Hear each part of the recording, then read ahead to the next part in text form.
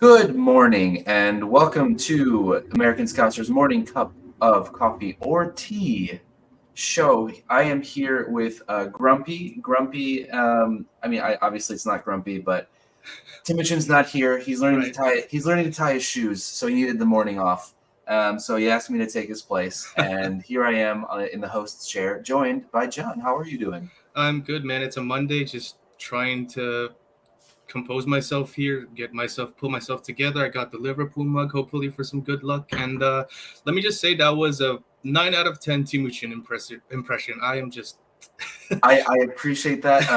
I as soon as I started going, I totally forgot the next part I was going to say, and everything slowed down. And I thought, okay, that's it's not going too well. But Alan's here with us as always. Good morning, Alan and Chris. Yeah, he really is still crying over Hendo. Right. I went with the tying the shoes bit because I thought that was less embarrassing. So I think he'll appreciate me for that one.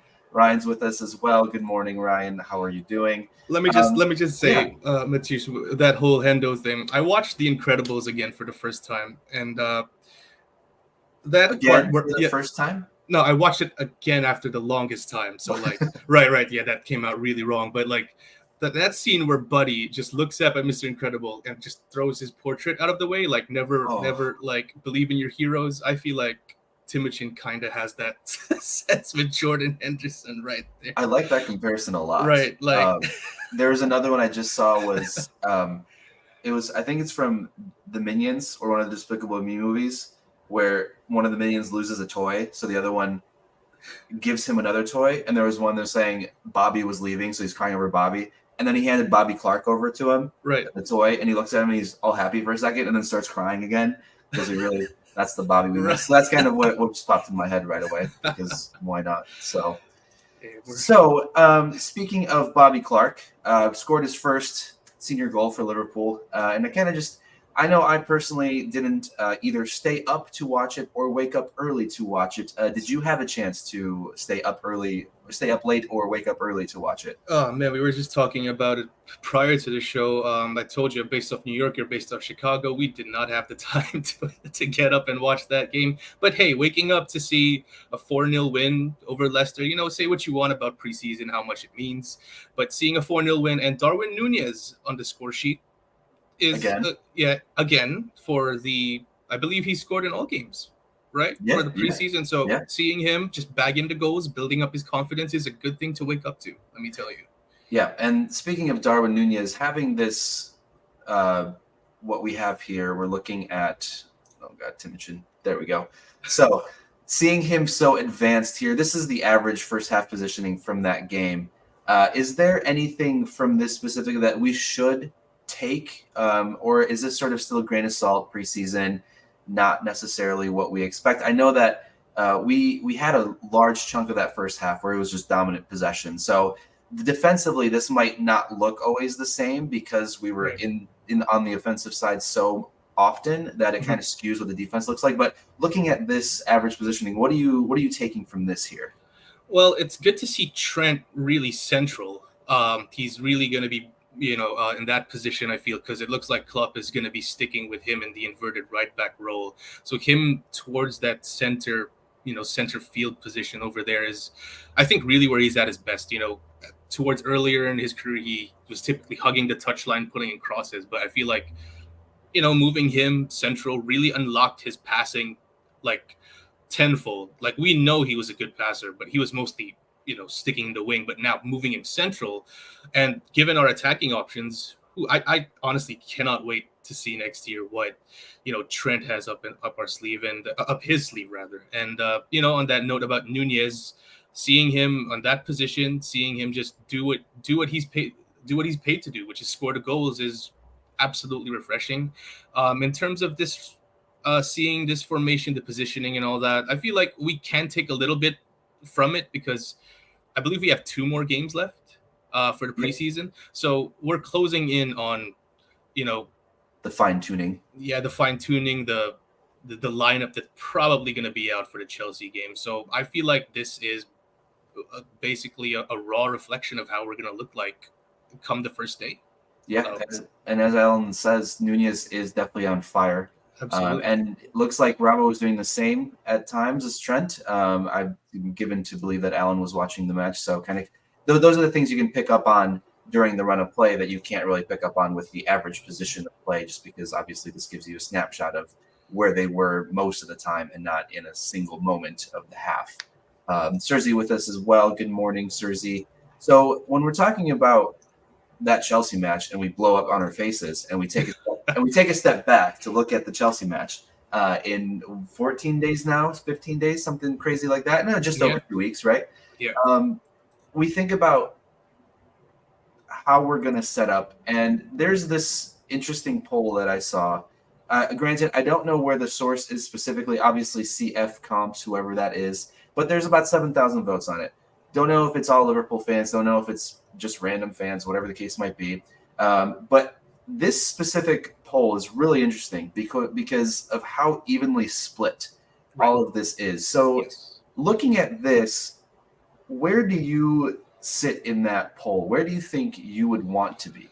That is a tough question, and I did kind of touch on this fact on my first Redditorial. You know, kind of promoting myself here, guys. We have a set of videos called the Redditorial. Please check the channel. Yeah, we have, we talk about everything Liverpool and football under the sun. So give that a view. Again, all right, end of promotion. So,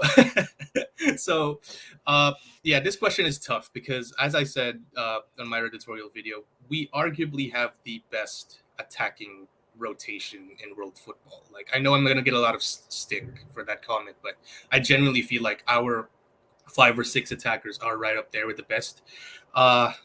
It's tough, man. I say we go Salah, Gakpo, and Diaz. I still feel like that's our most balanced front three, because of Gakpo's versatility, his ability to play out anywhere, and Diaz's experience playing in the wing. Like, I like Darwin on the wing, but I feel like he can't dribble. So having Diaz there and Salah obviously on the other side, but Gakpo in the middle, his IQ, his technique, and his just intelligence with the ball really gives those two being Diaz and Salah sort of the room to maneuver, kind of like Bobby did with Salah and Mane. So that's what I feel like is our most effective. But Darwin Nunez, man, 4 out of 4. He looks absolutely on fire, as Alan said. He looks on point. He looks ready to go. It's really a happy problem to have. So let me actually toss the question back to you, Matus. What do you feel? Yeah. I think it's going to be interesting because it's really dependent. I think what we've found is that there are groupings that Klopp likes together. Yeah. And I think that will really dictate maybe who the opponent is. Because what we saw in the first half against Leicester, if it's Gakpo instead of Nunez, we don't see him in the same positioning as Nunez. Right. He's not going to be advanced like that because that's not what he's best at. I'm sure he'd be absolutely fine because it feels like he can play every position but keeper at this point.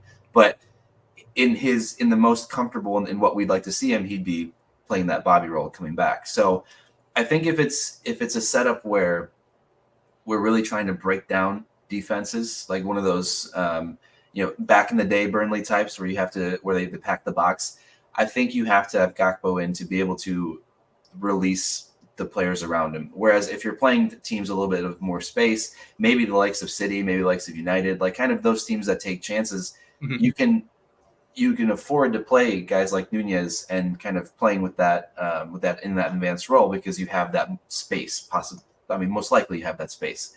And as Chris is saying here, if Diaz stays fit, he's going to be the man this year. We're talking about Gakpo, Nunez, McAllister, Szoboszlai. And I think some people are forgetting a little bit about Luis Diaz. And and there was a point last year when he came back, and I know Paul probably mentioned this a couple times, was his worry about not seeing him dribble into opponents anymore like we did when he first came on the scene. But I think maybe part of that was just, it could be a little bit of nerves, possibly of not wanting to hurt your knee for a third time potentially, because there's a mental thing that comes with coming back from injury. We can't deny that. And sometimes it takes a little bit of time to get you back to that. But if Diaz is the type of player that he absolutely can be, then he could be the leading goal scorer on this team, I think. I mean, it might be blasphemous to say that. That's most likely going to be Mo still, but he has that kind of ability, that potential, I guess I should say. Yeah, Diaz he reminds me a lot of early Mane in terms of like how explosive and unpredictable he is. What I worry about is how reliant he is on his physical traits. Like technically, he's quite good. He's right up there, but obviously, it's his burst of pace, it's his turn, it's his dribbling that really, causes problems for opponents. And on his day, I mean, to be fair, anyone on their day is unplayable. But Diaz, when he first came in, that speed, that raw explosiveness was just a breath of fresh air that we desperately missed last year when he was gone. But I will actually flip the script here. He said that Diaz is not really talked about. Diogo Jota, Matush. Diogo Jota. I don't know, man. He gets even a sight of goal in the box, and it's a goal. Like I would say that I am the number one Jota stan among my group of friends because everyone says, "Oh, he can't dribble. He's not fundamentally sound and all that." But does that matter when like I said, a sight of goal, and then bang, it's 1-0 or it's 2-0? Like He he is the best natural finisher on the team, right, right. and it's interesting with the juxtaposition we have here with you being the number one stand because I've been known to be sort of the Jota hater in the Discord here and Right. there, and it's not that I don't think he's a good player. I just think that his ability to finish and be in those moments where he punches those goals really overshadows everything else he doesn't do that well. So we kind of give him a pass because he's able to finish like he does. So he's given a pass on some of the runs he makes, on some of the passes that he doesn't make, and some of the passes that he makes that are just absolutely awful. And I feel like defensively, there's a lot of work that needs to be done there too. So I don't know. Maybe I think I've been too hard on Diogo, and I do definitely appreciate him as a natural finisher. And he, like I said, he's the best finisher on this team. And I maybe part of it was also the injury that kind of took him out of favor, and it was hard for him to get back into the rotation. But as we've seen, and even in the preseason, he still has that touch, that knack. I mean, he might be the smallest guy on the pitch sometimes, but if you put that ball anywhere near his head, Right. chances are it's going on goal, and many times in goal. So and like Chris's point, I mean, sorry, excuse me, Ryan's point here, he's our best attacker in tight places. Absolutely. Yeah. Yeah, and I think it was the goal. Was it the first preseason game or second preseason game where he dribbled in and out of between two or three defenders in the box? I was absolutely beautiful. I think it was the first one, and he can do that. I just think that we give him too much credit for that and tend to overlook some of the things he's not so good at. But Right. in the end, I mean, if you just want a finisher, sometimes that's all you need is a finisher. I think maybe I'm just wanting too much out of a single player where we can get more of that from someone else and kind of have more of the team around it, so to speak. He's probably best against, as you said, a low block defense where we mostly have the ball, and then he just need that split second, honestly, to just turn and then just score. I feel, like you said, different horses for different courses. It depends on the situation. Yeah. And we're blessed with a really good attack with absolutely, brilliant options, I would say. And this is the big key is if everyone's healthy and you have that sort of depth for rotation, whether it's the Premier League, whether it's the FA Cup, whether it's the Carabao Cup, whether it's the Europa, you have that depth. It's exciting. You imagine being a defense and having to deal with Diaz for 60 minutes and then have Jota come in, right? Right. You're dealing with Gakpo for 60 minutes and Nunez comes in, or if you flip it around. If Doak can still grow into himself. I mean, having potentially being able to throw Doak in there for Salah in the last 10 minutes. I mean, that's a fearless guy that's running into you. It doesn't care. So as a defender, you're just like, you're not going to get a break when that's the case. Right. I have to say, I just realized our attacking depth right now is much better than the depth that we had when we won the league. It is. Could it be? Like we got Salah, Jota, Nunez, Diaz, and Gakpo, right? When we won the league, it was Salah, Mane, Firmino, Shaqiri, who was always injured, and Origi, who was whatever. Had his moments. Right. Yeah. So he had his moments, but he was very whatever. I love Divock, man, but he was like there was great depth elsewhere back then. I think that's always been sort of a weird theme is that as a chunk of this team has more depth and has more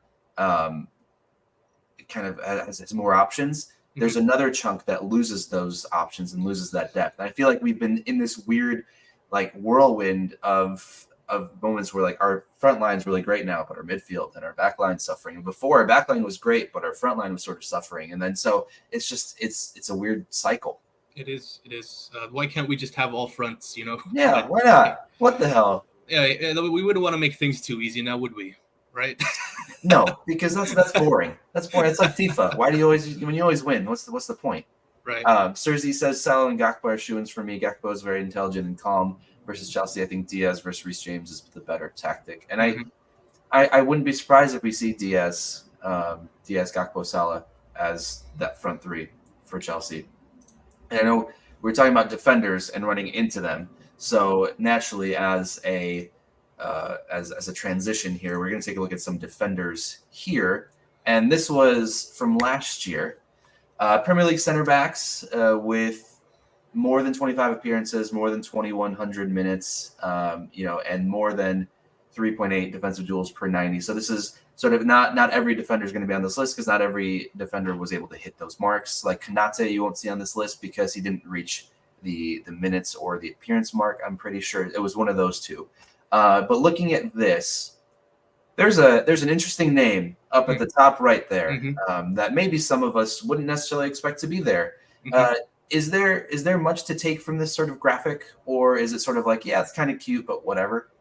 Well, I think it's a little bit of both, and this is coming from I talked to you about it in the pregame show. Like anything that props up Van Dijk is saying that he still got it. I'm 100% for that. But I think there should be a good balance. Numbers are one thing, right, and the eye test is another. And we've, as you said during the pregame, during the pre-show rather, we've held Van Dijk to such a standard wherein if he drops off even a little bit, it's noticeable.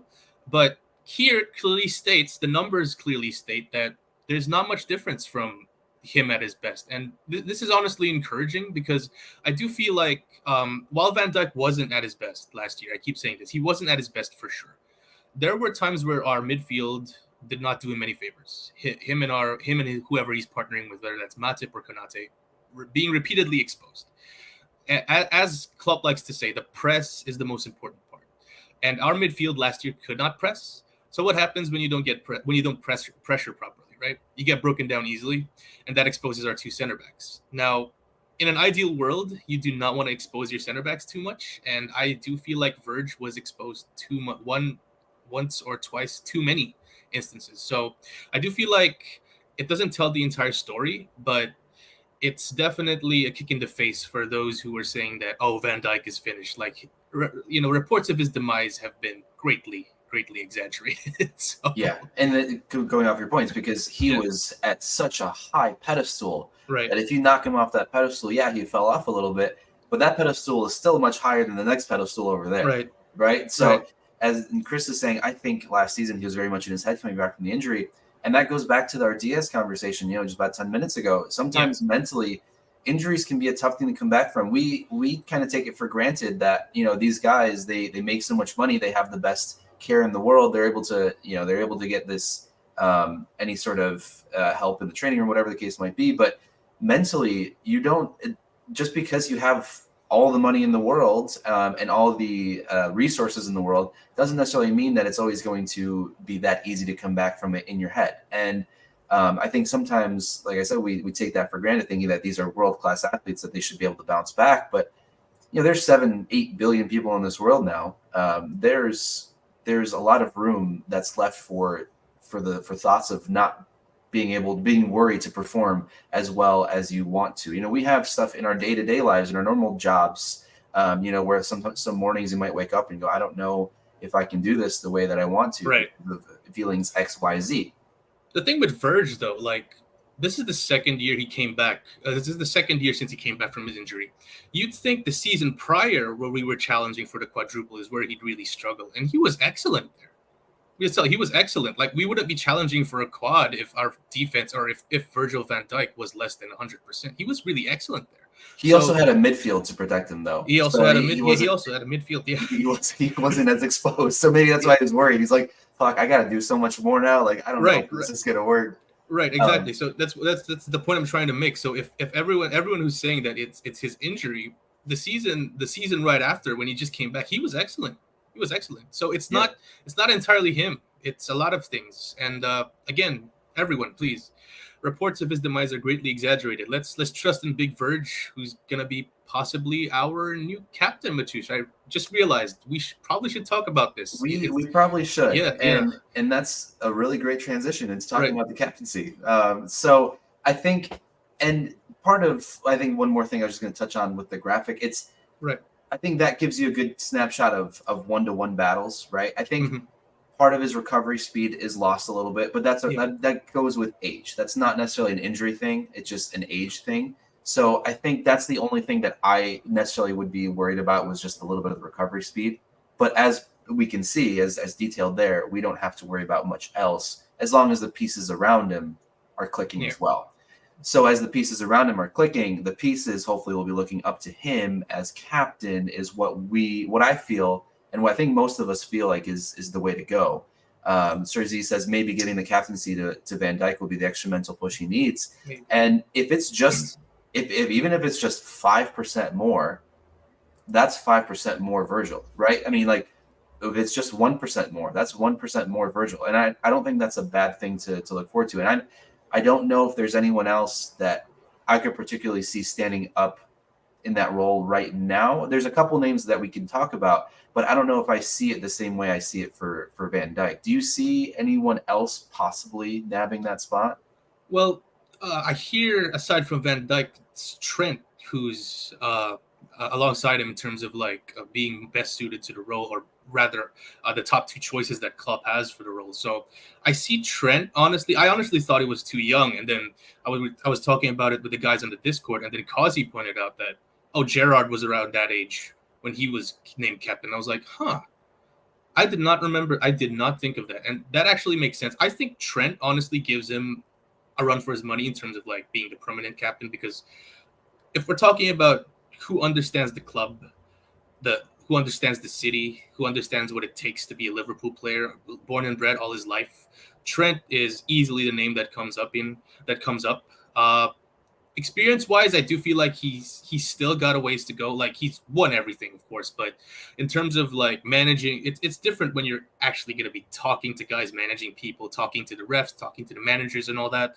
It's going to be different, but I do feel like naming him either vice captain or co-vice captain, it would push him, you know, higher in terms of a leadership standpoint. And while to answer your question, I do feel like Van Dijk is the logical choice. I would honestly not be surprised if Klopp throws a curveball there and names Trent to be our permanent captain.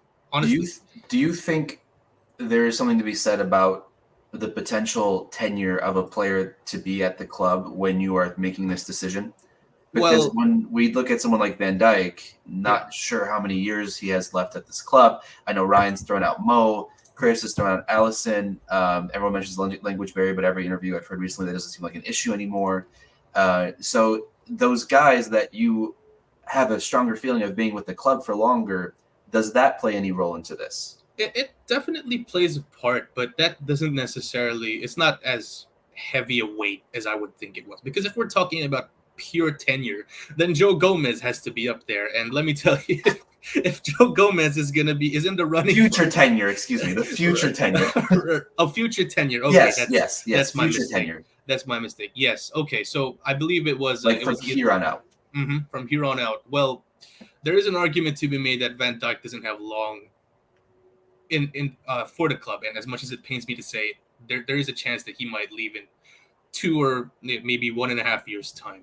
So that obviously has to be taken into consideration. But I don't know. Klopp really doesn't strike me as as a guy who looks too far ahead in terms of these situations. I feel like he's going to be focusing on the here and now, and the here and now is we basically need someone to steady the ship. It doesn't matter how long he thinks they're going to be staying. What matters is are they are they the best fit? And Verge is probably the best fit considering we lost two of our biggest leaders. He might just be the one best suited to gather everyone here, tell them to just calm down a bit. We're fine. We're fine. Let's not worry. We lost Hendo. We lost Milner, but we're fine. We'll get through this. And hopefully, whoever he puts up there, I trust Klopp, but I do think, regardless of how long you think he has in the club, I do still think that Virgil is the best choice. Yeah. Yeah. I assume you think the same. I think, yeah, Yeah. I think so. Yeah. The interesting thing about Klopp not looking ahead, you saying kind of doing the here and now. There was this little clip of him saying that, or it was Hendo's goodbye video where he said that he's pretty much had only 3 captains, right, and each captain has served over 7 years for him. Right. And so the only thing that I could possibly take from that is if he does go with someone like Trent, where he could get another 7 years out of him, and that kind of, so maybe, and I'm not saying that, that I expect him to go this way, but if he really strikes me as the guy that wants to have a captain that will not go anywhere, then Trent is probably going to be the easiest choice because we don't ever envision him leaving the club, at least for a while, But who knows? I mean, at this point, Right. like last year, if you said that Hendo and Fabinho would be going off to Saudi and then we'd lose out on 6 other midfielders, Right. I'd be like, okay, yeah, Well, fine. when you were like, we envision Trent to be staying, I'm like, that is a dangerous claim to be making famous at this last words, right? That is a like, dangerous claim to be making at this time. Yeah, but if we're talking about who has the best chance of staying, for the rest of his career, it's definitely Trent. I feel so. I'm with you there, even though Henderson leaving has shaken my faith a little bit. Let me tell you that. Yeah, it'll be interesting to see how things go forward, and I think a huge role is going to be in how this Saudi league unfolds. If it ends up being successful enough to continue for 3, 4, 5, 6 years, we could see a much bigger impact. I think we won't. We're feeling it a little bit right now. We might feel a little bit next year, but if there's still progress after next year, I think it starts to get even deeper, and we might see more effects from that. And Chris here is saying Robbo is a dark horse. I think that's true as well. Right. Captain of his national team too. I think the wonderful thing when we look at the team, I know that we lost a few leaders, but it's not like the team is without leaders either. Yeah. Right. Ryan mentioned Mo, obviously captain of his national team. Soboslai is captain of Hungary at 22. Right. We've got Rob, who's a captain of his country. We've got Van Dijk, who's a captain of his country. We've got Gakpo, who's a pretty big figure in the locker room, I'd say, for Liverpool and for Netherlands. And so it's not like this team is without them. It's just a matter of how do they best get the best out of all the guys around them with the guys that we have here. Oh, absolutely. And I think Robbo, I wouldn't be. I think that's another thing. I wouldn't be upset if it was Robbo. I don't think I could technically be upset if it was anyone, other than Joe Gomez. Something really weird. Like, hey, I mean, but he's worn the captain's armband a couple of times during a match, so it's just like that would be the real dark horse there. Alan says he still doesn't believe Trent is ready for the captain role, which brings him to go for Robbo. And so it'll be interesting. I don't know if is there any specific timeline on when Klopp was supposed to announce that? Was he saying that he was going to be saying it soon? Because he said he needs to talk to the players because he knows who it is. And so I don't know when that necessarily is going to come out to the public. Probably when's our game against Bayern? Maybe Wednesday. We might. Thursday? Yeah, probably the press conference before that game. My prediction is he'll announce it then. Yeah. Yeah, I mean, I'm just talking out of my ass here, but I know what you mean, man, because I saw this like snippet of his interview where he said like, oh, it's gonna be announced soon, and I'm just like, yeah, where is it? Right? Yeah. Like, I mean, we'd hope we don't want. We're not the kind of club to like drama, to have a lot of drama. Right. And I feel like just holding off on it is just adding a little bit of drama, and it's like, well, this doesn't feel like us, right? And it's just like, just give it to us. So maybe we're just so anxious and we just want everything fed to us all the time right away. We're just like, all right, this is what we want right now. Please give it to us. Yeah, it's the internet age, man. What can you do? Yep. Instant gratification or don't talk to me at all. Chris says, I don't think they'll announce until a Chelsea game. That's a long ways away. Right. Yeah. And which is exactly the opposite of what I just said about half an hour ago when I said it's coming up so quick. But it's all relative to what we're talking about, right? Speaking of the Chelsea game, I think there's obviously another missing puzzle to the team potentially, and that is maybe a nice number 6 back there.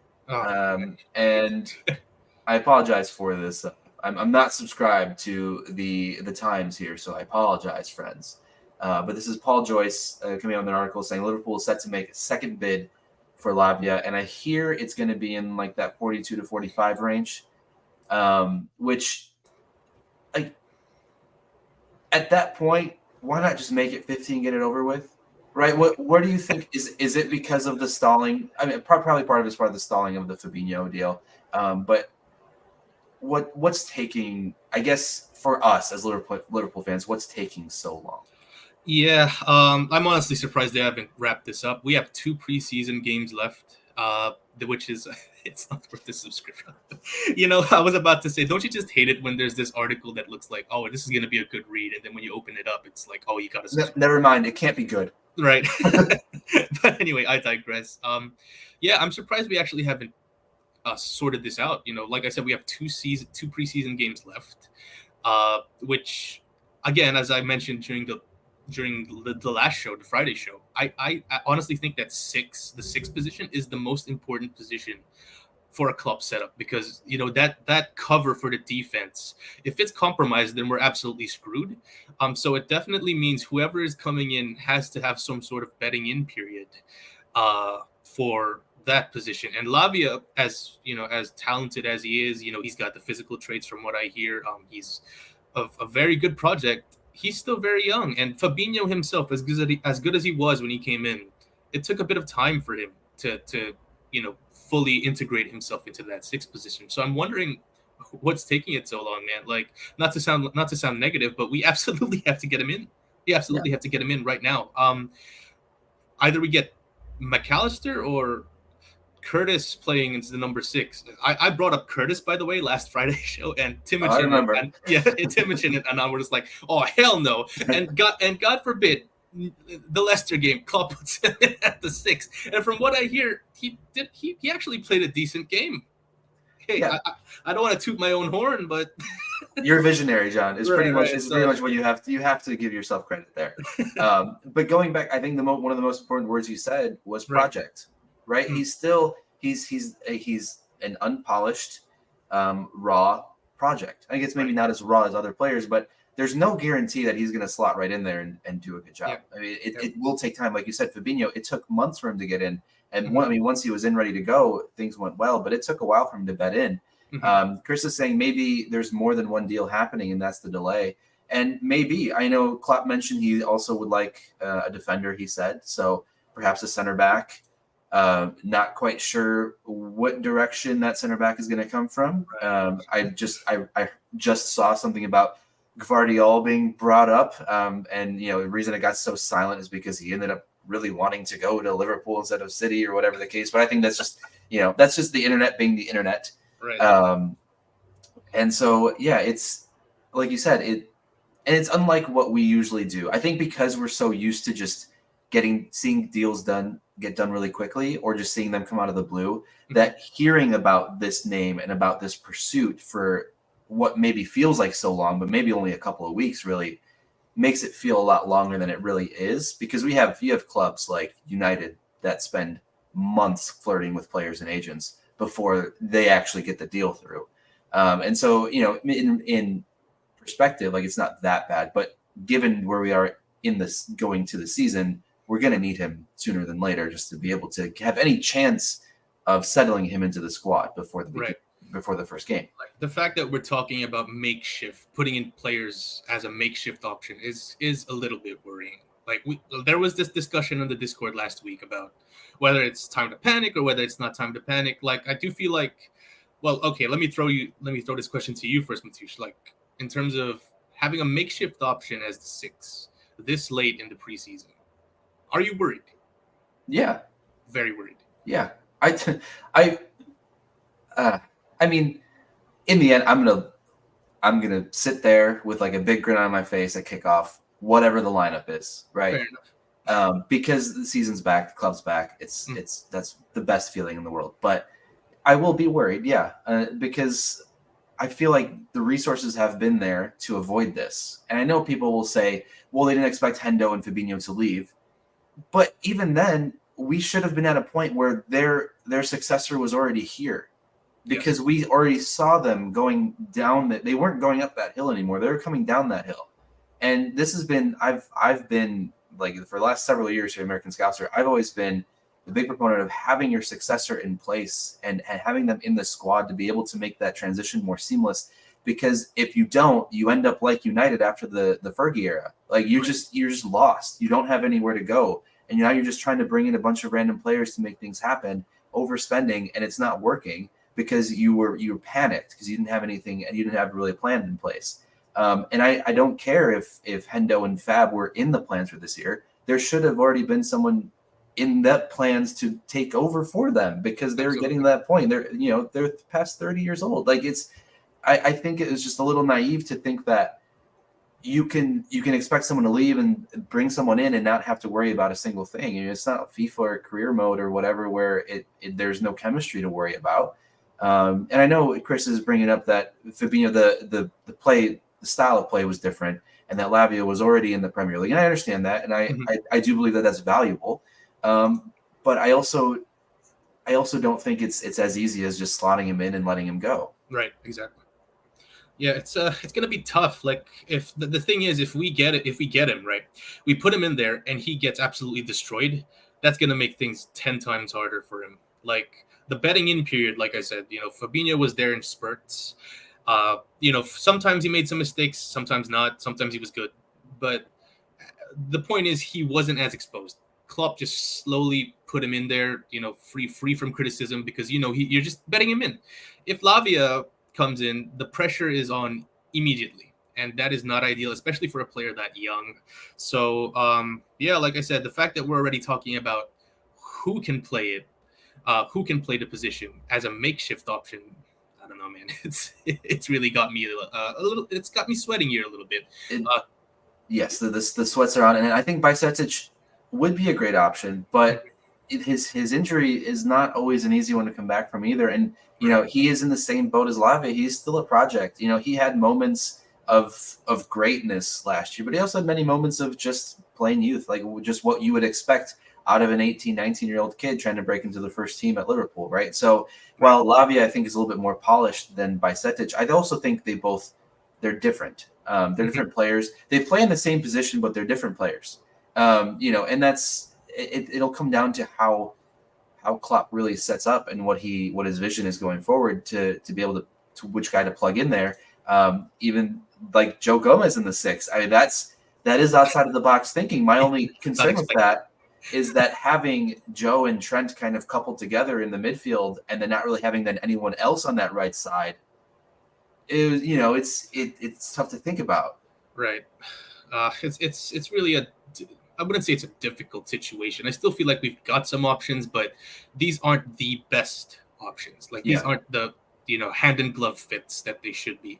Trent was a project. He ended up kicking Klein. Well, yes, that's true. But Trent is a once in a generation kind of player, Zerzy. Like you barely come across that kind of player, for decades. I would say, like kind of like the Stevie G thing. Like what everyone keeps saying, oh, this guy's the next Stevie G. It never comes off. Right. So that's what I feel like. Think of every player who went through the academy, right, and then think of every player who actually was able to make the first team, and think of every player that was actually able to have consistent starter minutes from the academy, and that list gets narrower and narrower and narrower. Right. And obviously, Lavia was a City Academy project, right? Went to Southampton. So, and there, the talent is there, the potential is there. We're not like, I don't want to make it sound like I don't think he's a good player. I don't think it'll work. I just think there's still a lot left to be desired in how he ends up molding his game and how much time he needs to be around these veterans and around Klopp to really be able to get the best out of him. Because we've seen that every preseason Klopp has with someone, he's able to get the best out of them. It's only when he doesn't get that time where it's a really rocky relationship on the field. In an ideal world, we still had Fabinho here, and slowly. And this would be the successor, right? I mean, that's what I was getting at, is that he should have been here last year, kind of thing. Or a player like him should have been here last year. And maybe people were saying that Bicetic then would have been the successor before he got injured, but So I guess it can go either way with it. So Yeah. oh. Okay, let's just trust in Klopp, I guess. I mean, yeah. What else is there to do? I mean, Yeah. What else is there? I'm just sitting on this chair in Chicago, Illinois. I know fuck all actually about anything. So really, what it comes down to is I just hope everyone has fun. That's the goal. Right. And I hope that the Saudis don't absolutely destroy the world, because Cersei here says that Al Hilal offered 140 million for Osimhen and a Oh, million per jeez. week in wages. That's $4 million a month, guys, Right. and that Jeez. is $56 million a year. That's math. Right. And I hope those numbers just deflate over time. Speaking of Saudi, I believe Mane is confirmed to be Yeah, joining. Yeah. yeah. I think the only thing I'm most annoyed about that situation is that Bayern will get nearly as much money as we did from when they bought him from us, and Right. and Saudi's buying like a discount Mane from the shell of what he was from before. Right. So that's the only thing that's annoying, is that there really wasn't that much made off of it. But yeah, Well, I feel like we fleeced Bayern by selling them a dream. I feel like Klopp putting Mane in that false nine position really fooled a lot of people. Let's just leave that's it true. at No, that. that's a good point. Yeah. So either way, I mean, we take what we can get, and at least we got him for something, and didn't Right. do the normal thing where you just let them play out the contract and get absolutely zero. So speaking of absolutely getting zero, need to get sun because I've been getting zero. So day off today, as I do have most Mondays. So I'm going to go outside and frolic around in the flowers or something. I Any plans for today, John? Well, I've had enough of sun, man. I just came from Mexico on a vacation, and I got too much sun. Okay, So yeah. let me tell you, just put on that sunscreen, man, because I did not put enough. Oh, So, when I talk about getting sun, I'm like 10 minutes and then I'm good. I just just a little fair enough. recharge. Go on the walk with the dog and then come back and then we're good. Fair enough. Last question before we head out. Could be a one sentence answer. Do you think, or a one word answer? Do you think this is Salah's last season at Liverpool? If you just saw my expression, just just slowly deflate. Like the idea of Salah leaving us is just like, I know we lost Bobby, I know we lost Mane, we lost Henderson, but I don't know, man. Aside from Van Dijk, I don't think there's a player that would affect me much in terms of him leaving as Salah. Like as I mentioned towards the end of last Friday's show, there is a genuine case that you could make towards Salah being the greatest winger of all time in the Premier League. The numbers are unreal. He's won 3 Golden Boots. For a winger, that's absolutely insane. What he's done for us is something that cannot be replicated just like that. It's just, I don't know, man. If this was Salah's last season, I would be absolutely deflated. I certainly hope not, but I know Salah as being a high character guy. I feel like I remember he mentioned that he wants to retire a Liverpool player. I might just be talking out of my ass, but I remember seeing that somewhere. This might just be me coping, right? But I remember I remember seeing that somewhere. So I certainly hope not. I certainly hope not. But with everything going on, Henderson leaving, as I said, really messed up my perception of these guys. So I certainly hope not. But with how things are going now, oh man, I don't want to say I wouldn't be surprised, but My guess is it's right. his second to last season. I think plays this season, get back in the Champions League, give it one last college try next year, and then that'll be it. I think if we don't qualify for Champions League this year, I think it will be his last year. You think? Oh, damn. Because I think he still wants to be playing at that level, and Yes. absolutely. I think the whole team can. It's just a matter of being able to get into that position. So I think it'll all depend on how the season ends. Let me throw a follow-up question in there though. If he leaves, where does he go? Saudi, I think. Saudi. Yeah, I think so too. given the potential for the money, which he deserves, let's be honest. Right. The potential for the religious connection, which plays a huge part in his life. Mm-hmm. I think those two factors alone, it's kind of screams Saudi. And I think at that point we wouldn't necessarily, Like it would be much different than the Henderson situation. I know I think we'll keep comparing everything to the Hendo thing. So I think for a lot of fans, I don't think it'll be as damning if he does go, because I think it'll be more understood. But it's I don't see him anywhere else. Obviously, I would selfishly want him to come to the MLS, right? So Right. I get a chance to see him. Right. But I would think Saudi Arabia. Saudi Arabia. Well, Yeah. I actually think like he's still too good for the league. I have a feeling he'll go to another league, like maybe Germany, maybe Italy, come back to Italy. Before he goes? Yeah, or maybe I don't know, man. Real Madrid, Barcelona. I wouldn't put it past him to go there because I do feel like he's that good of a player where even if he gets to age 33, 34, he's still going to be one of the best wingers in the world. He's not as reliant on his pace as, let's say, a Mane or a Diaz. He's very technically excellent. So Yeah. I do feel like he's a... And 80 million, I would say yes. I Yes, think absolutely. Absolutely. At his age, at where he's at in his career, I honestly anything over 60, I think at this point, maybe anything over 50. I don't know. Maybe I'm starting to be a little crazy. Maybe I'll stick to 80. But I feel like 80 would be a dream to take for him. Absolutely. 80 is just... How much did we buy him for? 35. I remember. And compared to 80 pennies. Yeah, 35. So absolutely. Talk about return on investment. Yeah. Yeah. On a guy who is past his prime, right? I mean, you're making double the money on a guy who is a couple years out of his peak physical prime. Yeah. And Chris is saying he is Muslim Messi to Saudis, or like that's kind of the best phrase there. And then going to Saudi Arabia would eclipse Messi coming to the MLS. And I think I think there's a few players that could eclipse Messi going to the MLS only because the United States doesn't care about the sport that much. Whereas in Saudi Arabia it would be different because that would be the only thing for them. Here, you'll still have plenty of people not having any idea who Messi is, or if what the league is even called, right? If you ask them what does MLS stand for, they might guess Major League Soccer because there's Major League Baseball and all that stuff. But it's not the same. And I agree. I think it would definitely eclipse Messi going to the MLS. Absolutely. But damn, we're ending the show on an absolute downer. Yeah, Salah leaving. So much for the sun and happiness. But if you want more happiness, tune in tonight at 7 p.m. Listen to Bickler and Galley, and I think Timucin's back. I think hopefully he'll learn how to tie his shoes by then. Make sure you ask him if you do see him on tonight's show. Timucin will be back on Wednesday with John and Anan, I believe.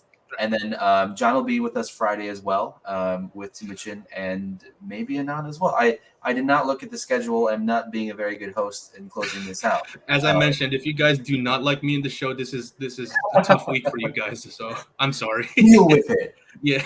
Losers. If you don't like him, then you got a problem with us. Right. All right. Well, thank you all for tuning in to American Scotch's Morning Cup or Tea show today. It's been a blast, John. It was nice to have a show with you finally. Show, yes. It was a blast. We actually did well, man. It's 48 minutes. Hey, I mean, I'll take it. I might pretend that I want to be on the right side, but I just want to be on the host chair, so I have to answer less questions and sound less dumb most of the time. I want to give the questions, so I don't have to give my stupid answers. So it's fine with me. Right.